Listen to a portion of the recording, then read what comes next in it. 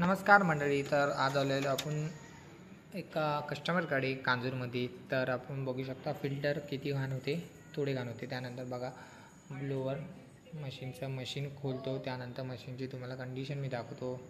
Machine खोलल्यानंतरची condition बघा. Coil खूप जास्त घाण आहे, म्हणजे पुरं डस्ट भरलेलं आहे आणि त्याचं पुरं क्ले झालेला आहे. जो आता आपण याला जेट सर्व्हिस करणार आहे. जेट सर्व्हिसच्या नंतरची व्हिडिओ बघू शकता तुम्ही.